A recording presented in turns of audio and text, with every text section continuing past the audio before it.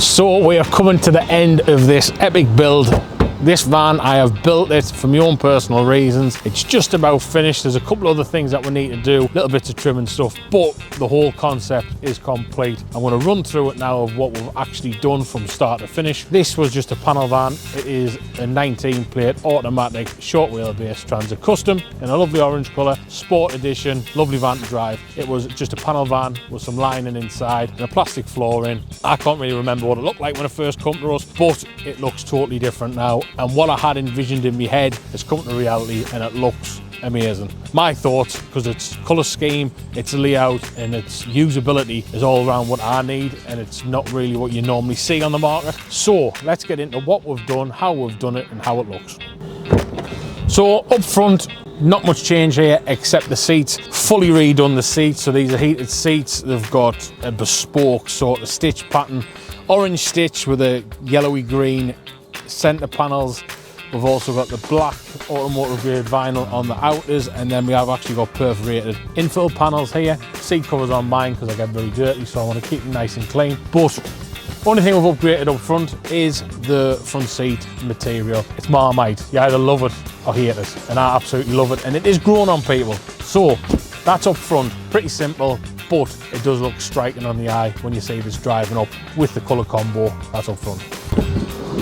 So we're in the back end of the short wheelbase, and I've tried to utilise as much space as possible to get the things in that I need and what's important to us. And the most important thing is the kids. So they've got their own single seats that recline. I've got Isofix, move up and down the front of the vehicle so I can have them up front or back if I need them in the rear. Best place for them is in the middle of the van. That's the safest place, so we've got that option as well. These seats weren't one of our normal products. We've had to combine a few products to get this layout to work. So this is technically a Benchy and an Imix combined on our bespoke custom sliding floor system that no one else has got because it's ours, we invented it. We've put it all together and we've managed somehow to make it all work. The seats are 550mm wide, plenty of space to get adults and children on. We've got a centre bike rack system that we've made ourselves that slides out. That's going to house 2 bikes. We've also got some added features of all the electrics that we've put in. I wanted to be off grid. There's no 240 hookup in this. We have got a 240 inverter, so we can power 240 volt appliances up to 800 watt. We don't want anything too strenuous. We've got solar panels on the roof. We've got the battery management system under the seat, which I'll show you very soon. We've got around about 22 USBs with different outputs, some fast 65 watters, some normal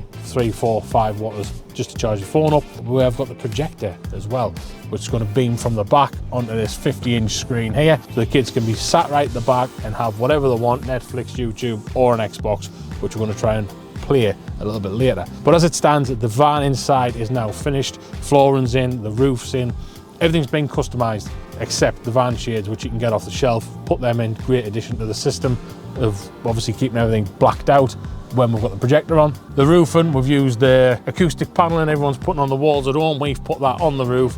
We've also incorporated a different light system, so we've got courtesy lights, we've got lights up front, and then if we want to, we can turn them off and put lights on at the rear. We've got rear spotlights, so when we're working on the bikes outside the vehicle, we can put the spotlights on to give us direct access. It's got its own Wi-Fi now built in, so this has its own Wi-Fi, 5G speeds up to about 150 megabytes, which is just what we need to run the Xbox and run the projector. So we've always got connectivity for the kids with iPads and stuff like that. But other than that, that's inside of this van. This is my adventure vehicle. I can take it to Tesco, I can take it up a mountain and do some downhill mountain biking, or I can drive it to France or Switzerland to do some skiing. It covers everything that I need. It mightn't cover everything that other people need. I built this for myself, but I also built it with the idea to do a little bit of a different concept. You don't always need a kitchen in here, or a double or triple or full width rock and roll bed. You can always cook outside, but you can still sleep in here, you can stay in here nice and safely and house everything you need as well, from bikes to shopping. Or if need be, take the bike out, slide the seats all the way forward. You've got a massive load space to do any IKEA shopping you may need to do.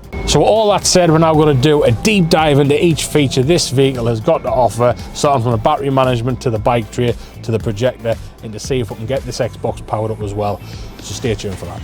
So back up front now, I want to show you the power management system that I've built, custom built to fit under this seat. It was like guesswork, but everything fits lovely. I want to run down now briefly what we've got in. So main thing is we've got an isolator that tells us the voltage coming in. We've got the lithium battery, 240 amps, very good battery. On the roof we have got two 200 watt solar panels. They're in like a dark black color as well. just so it matches in with the van nicely. Then we've got the solar panel isolator, so if we're doing any work, we'll flick that off so any solar panel coming in stops here and doesn't continue into the battery management system. Here we've got our non-isolated DC to DC charger. This takes the power from the main battery under the seat, the vehicle battery, brings it in here, sorts all the voltages out, and then drops it back into our leisure battery here when we need it. Solar panel control unit, that's just doing what it needs to do, sucking the solar panel in, and when it needs to, offloading it to the battery if the battery's low. We've then got a fuse box system in here, so this links up to all our USBs, project the power, because that's got its own power module, so it needs to get up to around 45 watts of power, so it charges nicely. So everything's on separate fuses in there, so if we do have an issue out back with any lighting or USBs or anything like that, we can just isolate it straight from there, put a new fuse in. It's not then going to run through the system and cause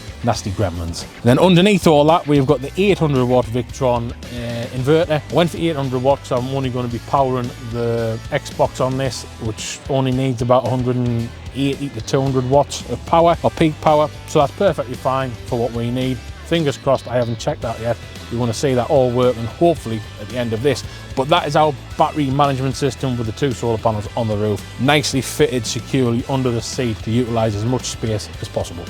So a couple of features on here as well. We've changed the front grille to the Ford new style Raptor grille. That's up front.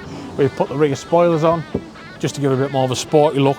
I have put a little exhaust tip on the back here. No, it doesn't make it go any faster, but it just breaks the back end up a little bit, just gives it something to look at. Next, we're going to dive into the back end of the vehicle where we've got quite a lot going on. Let's move into it. Let's get that bike tray slid out and look what space that gives us. Before we move on to the bike tray, we have put these storage panels in. We aren't putting any kitchen down or any cupboards or anything like that because I wanted to utilise the space for the bikes and the kids, but with any shoes or anything like that we need to put in, we've got 2 panels on each door. These are from Coombe Valley Campers. Great bit of kit. I think it costs about 100 quid. Pop into the original fixings, 10-minute job.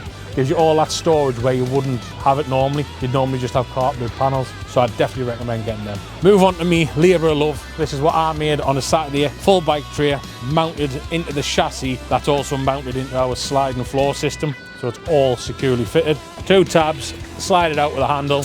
This is going to come out 1.5 meters. That gives us access to the bike. The bike is mounted with the fork mount at the front and then just the wheel strap at the back. That keeps everything nice and solid. We can lift it on, put the front wheel on, and away we'll go down the trails. These parts here are the infills for the seat beds, which we'll show you in a little bit, but they're just sitting to where the upholstery is missing. Them are going to be velcroed to the back of this strip here, so when we need to use it, we can just rip them off, put them into the bed, but I'll show you where them fit a little bit later. The back end of the vehicle, we are going to look to mount some maybe elasticated luggage sort of straps on here. I'm not too sure yet. I like the way it looks as it is. All the floor and side panels, everything matches in nicely. I wanted to look rugged, but I also wanted to be easy clean. Damp cloth, get any mud off, stuff like that. This isn't a vehicle that's going to be pristine all the time. The kids are going to be jumping all over it. We're going to have money bikes in and out of it. I want it to be easy to clean inside and out and not worry if there's a scratch here and there. We have got a battery pack or a power bank to put in the back and a fridge, like a mini portable fridge that I've had previously. I just haven't put them in yet, but then I'll sit behind these seats nicely. These seats will lock into, off the top of my head, 5 or 6 different locations throughout the length of the van, which is going to give us a lot of options if the kids want to be in the middle, up front or right at the back. But that is how it looks. We've utilised as much space as possible. Due to the width we had, I wanted to try and make the seats 550 each and then the bike tray 550, and that takes you up to about 1650, 1700, which is the width of the Transit. Utilise as much width as possible. So moving on to the next thing, which is the projector. So just before we finish up at the back of the vehicle, I also want to point out some USBs that we've got. Either side we have got a 12-volt cigarette lighter and 2 USBs on both sides. That's to power the power bank for recharging and the portable fridge. And then up on here we have got the rear lights, so press that, the rear lights will come on nice and neat. That is, if I can reach, just there. Back side of the lights will come on. Them can be dimmed as well, up and down, whatever level you want. But as it stands, that's the back of the van. We're going to get the bike back in, slide it back in, make sure it clicks in, and then we're going to move into the main part of the vehicle to start showing you the projector, how that works, and what we've had to do to get it to work. So we're in the main part of the van now. As you can see where I've just come from, the USB chargers are down there. You've got your light switch as well with the red ring. Then you've got the big red ring up here. The big P, that is the power for the projector. So inside of that column, there is a power inverter, a 100-watt power inverter. That projector needs at least 42 watts of power to charge back up. It is rechargeable, so it's got its own 2.5-hour battery, so you could take it out and move it about. But I just want direct power to it all the time. It runs better, you get better quality out of it. So if the red light's on, that's delivering enough power up to the projector to get the projector to work. What we're going to do now is fire the projector up, pull the screen down, and then show you the projector in its normal mode. And then we're going to go through using the inverter to try and power the Xbox up, because we have put behind us in this corner here is our HDMI cable, so that runs from there all the way up to the projector. So whatever we put in there should come out the other end on the projector screen. That hasn't been tested yet, so it's going to be a first for us. So let's see if we can get the projector on, get the Netflix on, see what that's like, and then we're going to plug in the Xbox to the 240 outlet and the HDMI to see if we can get an Xbox working inside the vehicle. So let's jump into the bed or seat system that we've manufactured here at FWX. That is what we're well known for worldwide. This is something totally bespoke, it's never been done before. First thing is, obviously we're talking about the rails. Obviously this is going to slide up and down the vehicle nice and easy. To lock it in, it's got 4 catches at the bottom. That'll find its slot, that's nicely locked in. All of our products come with Isofix, as you can see here. Clip it out.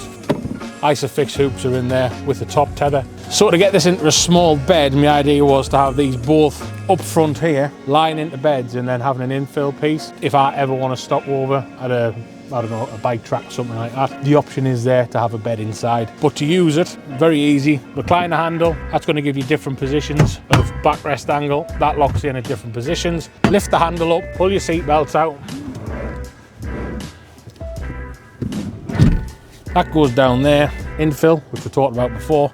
That goes in there. So when the bed is fully flat, this is going to come out to around about 1250 millimeters long. So when we lock everything in, touching the bulkhead and put the infill panel in, that's going to be a nice little bed for me to curl up on and sleep on if I need a night away. Wasn't designed to be a bed, but the option is there, and that's how that works. That is our benchy. Obviously this is the smallest benchy that we've made. Our normal benches are 850 upwards. This is 550 as a single, and it works really well. I think people who's got transits and want this layout might opt for this because it's very compact. It's got a nice flat back. It still extends out nicely. It's got the reclining feature and the Isofix. But that is how easy it is to make this from a seat to a bed, and then obviously back to a seat again.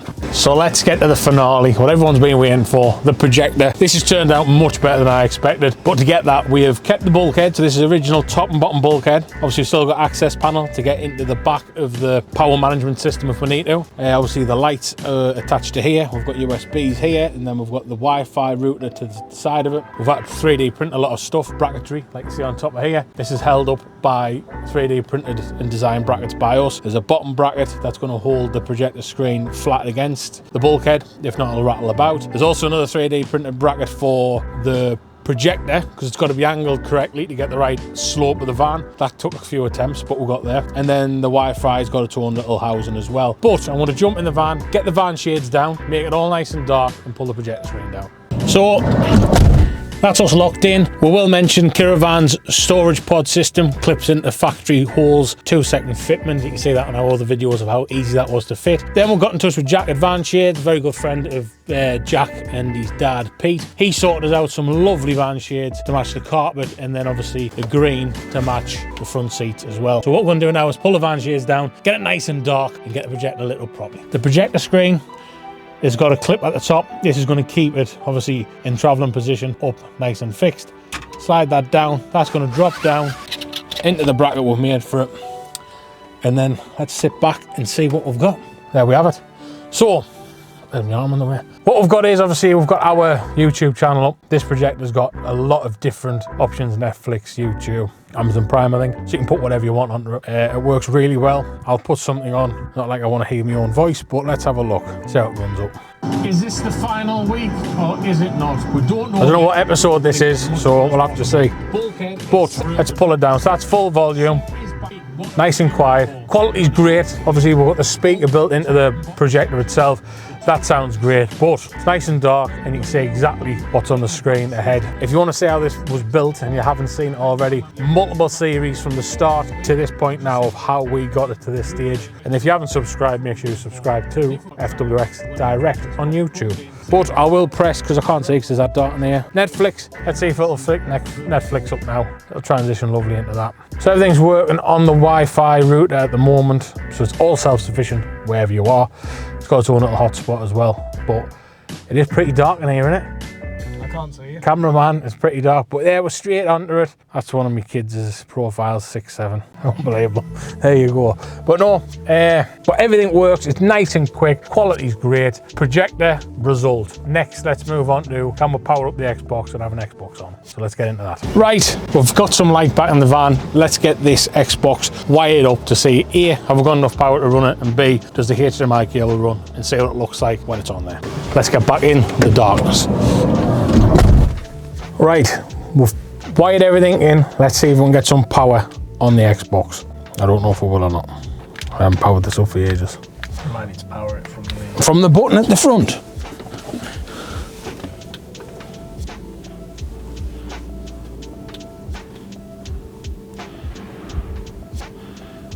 Why is it not working? Why is that not working? Like?